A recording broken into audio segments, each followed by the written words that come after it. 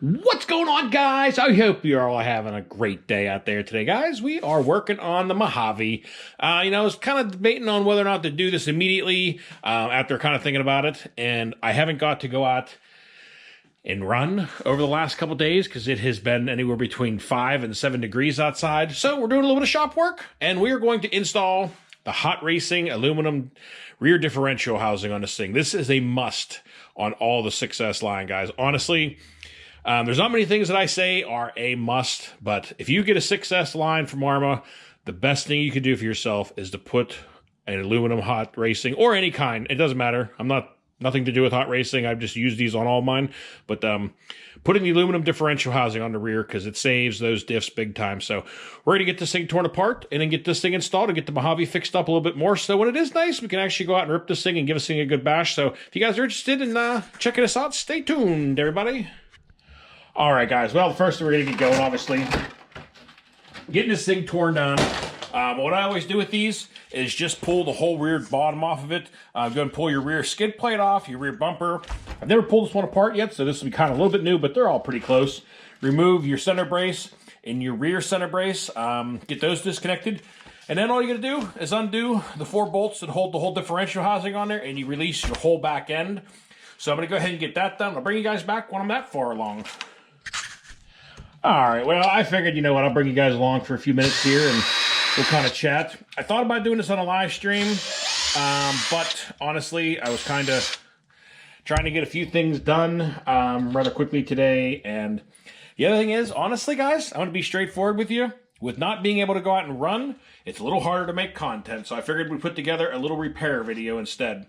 But go ahead and got the 2 bolts, screws removed out of the back bumper support. Well, what would normally be the wing mount, and the center brace and all that, got that stuff pulled out of there.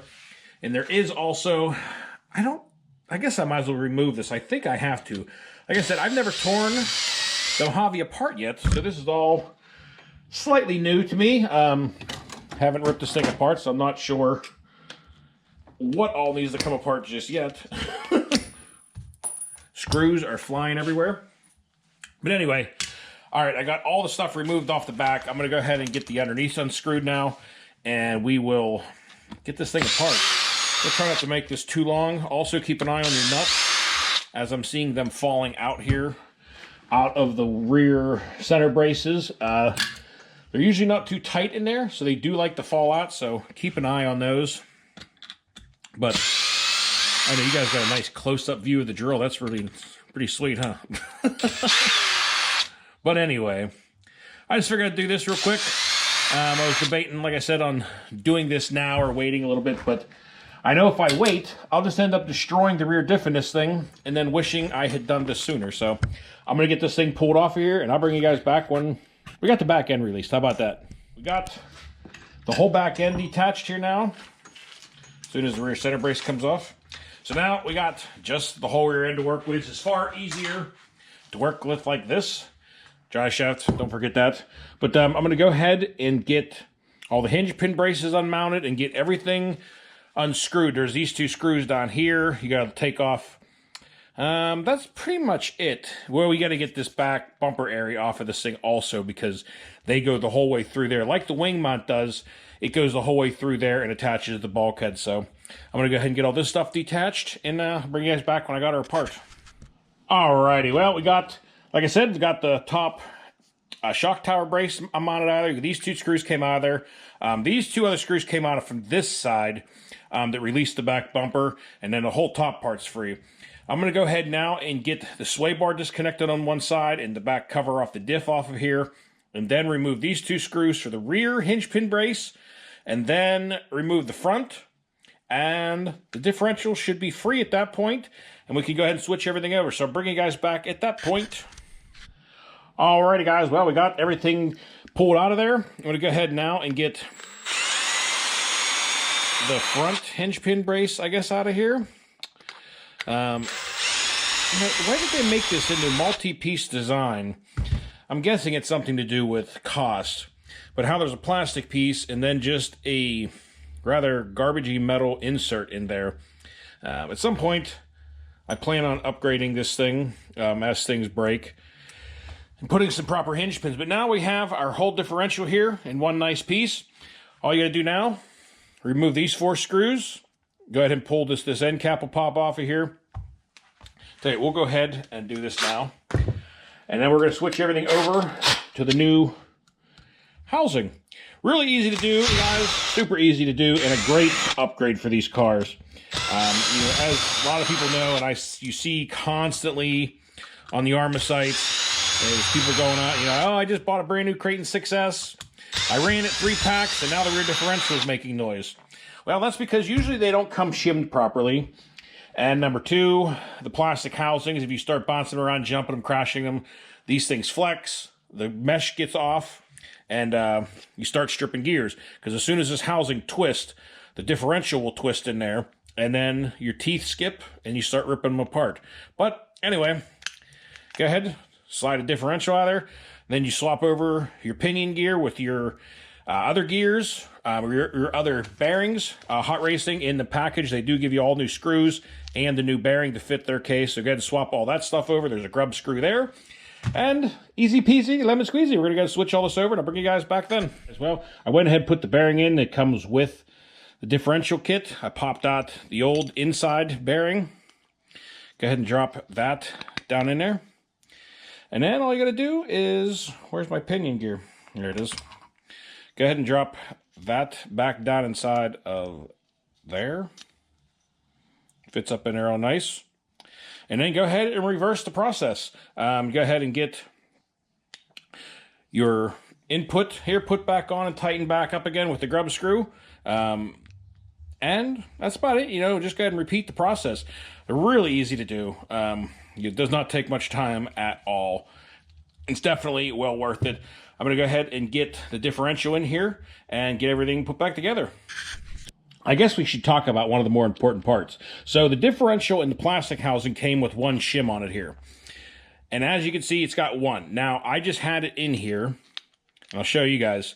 And there is still, I don't know if you guys can see that, but there is still a bunch of play in there. And that's what you want to get rid of. You want to get rid of that side-to-side play in there, so you can't move it left or right.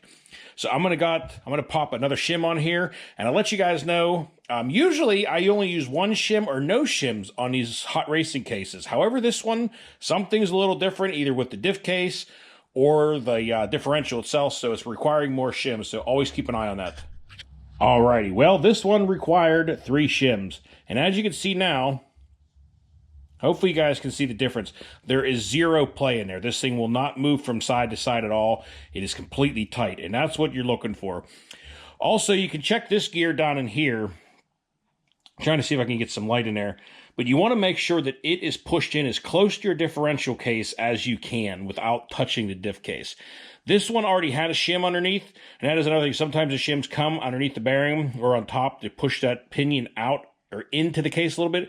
So if it's riding really far down on the teeth inside, you want to shim that pinion so it gets closer to there so that all the teeth possible are riding on that gear. But now we got this tight, I'm going to go and get the case back on this, and we'll get her back together. It's always a good idea once you're in here and everything's all tightened back up again, everything is spinning nice and free, really smooth. Go ahead and throw a little extra grease in there, because usually a lot of it will come off during the process of tearing this apart. So been using the red and tacky, works really nicely, stays in there really good. And go ahead and put a blob in there till everything gets nicely covered. And get her all back together, guys. Really nice, easy upgrade, and really saves you a lot of aggravation with not dealing with differential problems all the time. Another side note, guys, make sure that you do use the hardware that Hot Racing gives with you on a lot of the cases. On the new case, you cannot use the screws that are with it or came with the original car because they are too long. Just like these ones here that hold the hinge pins on, the stock ones are too long and they hit the case inside. So you do have to make sure you keep an eye on what screws you're putting in, because if you start running into issues where it feels like screws are hitting and bottoming out, it's probably because you're using the wrong screws or the ones that came with the car. So they gave you an extensive kit with the case, so make sure you do use those with it, guys. All right, everyone. Well, she is all back together. The whole rear diff is all back together again. Got all the hinge pins mounted back up. Got the shock tire mounted back to it. As you guys can see, everything is spinning nice and free and smooth, and it's now properly shimmed. So I didn't even check to see how loose that was in the plastic housing, but it went from having 1 shim in there to 3, so there was definitely a lot of play. So now she's done the proper way, a lot better in this direction. But anyway, we're going to go ahead and get this thing mounted back in the car, and I'll show you guys when she's all together again. Well, I wanted to add one part in here because, honestly, I just made this mistake, so I wanted to make sure you guys know. There's this piece right here that your center brace connects to on the rear bulkhead. Make sure you transfer that over because it's a real pain in the butt when you got to tear a bunch of this back apart to get that in there. So don't forget to change over this little black piece in here, right there. Make sure you swap that over from your old bulkhead onto the new one so that you don't have to do what I just did. All right, everyone. Well, she is all back together again. Looking beautiful. Everything is grooving nice and smooth, just how it's supposed to. Guys, I think I'm going to have a lot of fun with this truck. Just ripping around the other day out in the parking lot in the snow, I had a ton of fun with this thing. Definitely handles a lot different than any car I have at the moment. The way that you kind of come into corners and it just squats down and just rips around, it's a lot of fun. But, well, one more good upgrade done to this thing. And like I said, guys, I'm just going to continue to upgrade things as the car needs it. If I bend the chassis, I'll upgrade the chassis and so on. But, she's fixed up, a little better, a little stronger. But like I said, the rear differential case isn't something that you want to wait for, really, guys. Honestly, it's a great thing to change out immediately. Saves those diffs, saves yourself a lot of headaches and a lot of problems. But anyway, I hope you guys enjoyed a little install video. And, you know, if it's your first time tearing one of these apart, this is basically the same breakdown goes for all of the Success line. I mean, the bumpers and this part, a little bit different depending on if it's a Creighton or Typhon. They all have the wing mount. The Mojave here is a lot different from any of them. But honestly, this was probably the hardest one to tear apart. Not that it was hard at all, but as far as just having to deal with this whole back bumper assembly, it was a little more to it than like the Creightons or the Typhons or any of those. But still simple enough and great thing to upgrade on these cars. But guys, I hope you enjoyed the video. But that is going to do it. So until next time, y'all be safe. Be careful out there. Peace out, everybody.